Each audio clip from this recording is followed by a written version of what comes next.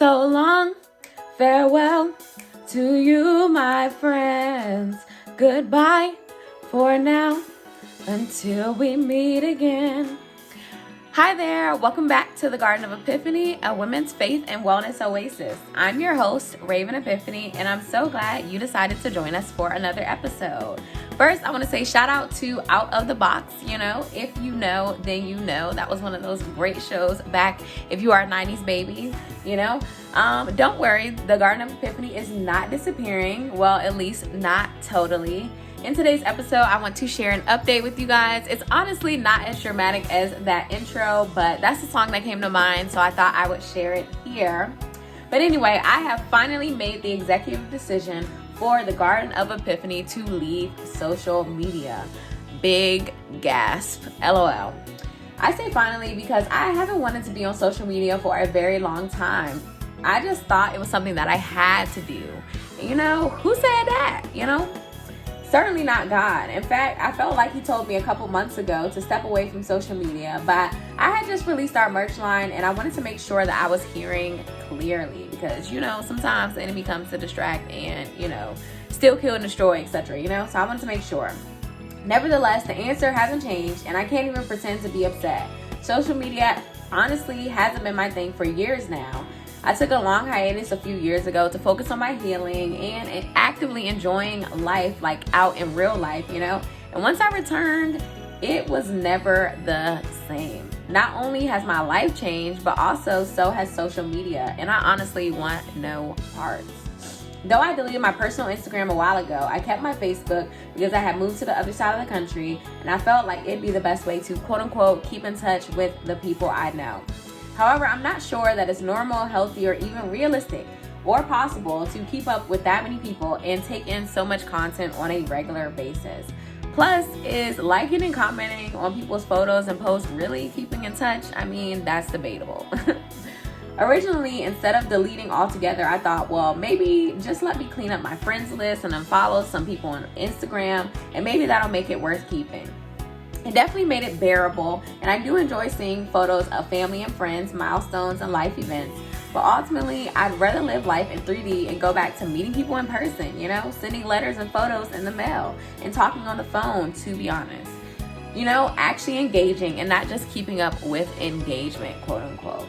But even with being sure of my decision to close my personal account, there were still some different factors to consider for the Garden of Epiphany.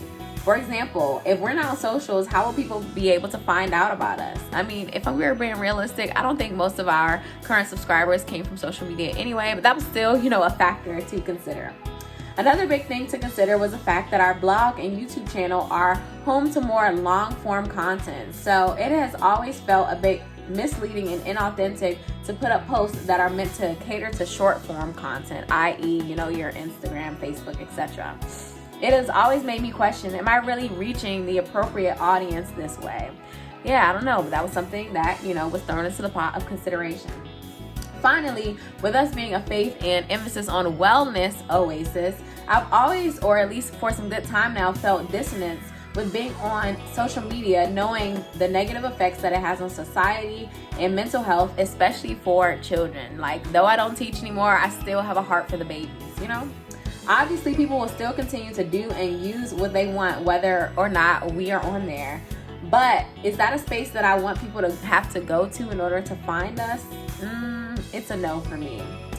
That's no shade to any other health and wellness page that shares their information on social media. We must all do what works for us, our target audience, and our ideal life and business style. There is definitely much valuable information, wellness information to be found on social media, like, good health facts, recipes, food swaps, exercises, etc. The Garden of Epiphany just won't be amongst that number anymore. And we'll either be forgotten or we will authentically blossom by word of mouth and discovery on our main platforms, the ones that truly reflect the essence of the Garden of Epiphany and what we are all about. I'm definitely resting on the latter, but either way, I will continue to show up and follow God's lead, whether we have 1, 100, or 100,000 subscribers.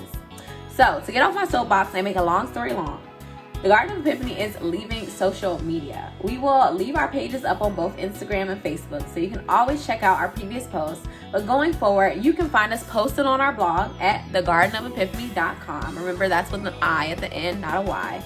And our YouTube at The Garden of Epiphany, and our podcast under the same name, which you may be listening to right now. I've kept our Instagram and Facebook this long because I felt that is what I had to do in order to reach more people and to be a kingdom ambassador in a space with so many worldly influences. However, God never really said to me that social media specifically was a part of my call, commission, or assignment. And now He has given me the green light to go ahead and disconnect. Hallelujah. I know there are many people that God has called to spread His light in the darkness over there on social media, but I'm grateful to say that's not my calling, at least not in this season, and hopefully not ever if I can help it, LOL. Nevertheless, His will be done, not mine. So if you ever see us post on socials again in the future, it will most likely be because God says so, Gotta do what Daddy says. Before we wrap up, it is Wellness Wednesday, so I gotta leave you with a couple tips for using social media more mindfully and healthfully. And so 1, I encourage you to ensure that you are actively engaged in the moments that matter. Put your phone away when you are eating with others or engaged in conversation or, at important events, etc. Even resist the urge to fill all of your quiet alone time with mindless scrolling. Instead, make sure you spend some quality alone time with yourself and with God every day. 2, set boundaries for yourself. I love that iPhones let you set app time limits and even general screen time limits on your phone. It can help you to guard your time, or at the very least be mindful when your time is being sucked up by scrolling on social media. I'd also encourage you to review your average screen time use every week, at least in the beginning of this process. See where your time is going and determine if you are okay with that.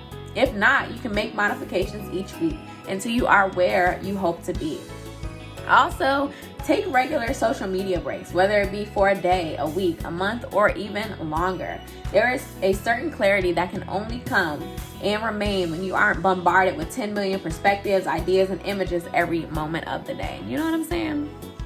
3, do a social media cleanup. This one may take some time and effort, and it likely won't be done in one sitting if you've been on the platforms for a while.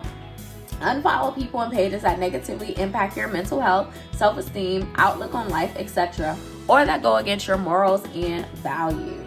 You can do this by intentionally going into your list, your friends list and your following list, and disconnecting, or you can just gradually disconnect as things pop up on your timeline. I will say this definitely helped me to stay on social media as long as I did. Our The Garden of Epiphany timeline is filled with positive, beneficial health and wellness content, biblically sound faith content, and a few business and personal pages that just add a little razzle dazzle, I said that to say, if you're going to be on social media, you should at least make it a positive, beneficial experience. I hear that that's a little harder on TikTok, but do your best to proactively guard your ear and eye gates. Number 4, make time to connect with people you know personally and share news with them individually and personally before announcing it to the world online. Write letters, make phone calls, send personal videos, or even just a quick text. I know to some of y'all that sounds so antiquated, but that is actually connecting and being social with the people you know. Keep in touch with those who matter most to you, and know that it is okay not to share every detail of your life with everyone, even if that's what's normalized in the world now. In fact, I would encourage that you resist the urge to make every good moment or memory of your life content on social media, even if you are a content creator. Put the phone down and live sometimes. Really, most times. And then lastly, number 5, get off that phone when you are driving. LOL. I'm laughing, but I'm very serious. As boring as driving can get sometimes, you are actually operating heavy machinery that can harm or kill you or others. So that picture, that post, that text can wait until you get to a red light or to your destination. Just had to throw that one in there because the amount of people that I see going 30 and a 60 or breaking every 5 seconds with nothing but time, space, and opportunity in front of them has gotten ridiculous. And it's almost always because they on that phone, okay? Don't let that be you. And if you are one of those people that just thought or said to yourself, I can drive well and text, I don't break and I'm not, going slow. Well, this is still for you. Don't do it. If it's not worth pulling over for, then it's definitely not worth getting into an accident over. Be safe out there, fam. So that's the end of today's episode. Thank you for listening. Please share this with your tribe, especially those that you know may need to get a stronger, healthier handle on their social media use. If you enjoyed today's episode, please give us a 5-star review on your favorite podcast platform and or a thumbs up on YouTube. And also, let me know in the comments, are you on social media? And if so, how do you use it mindfully or healthily? I look forward to hearing from you.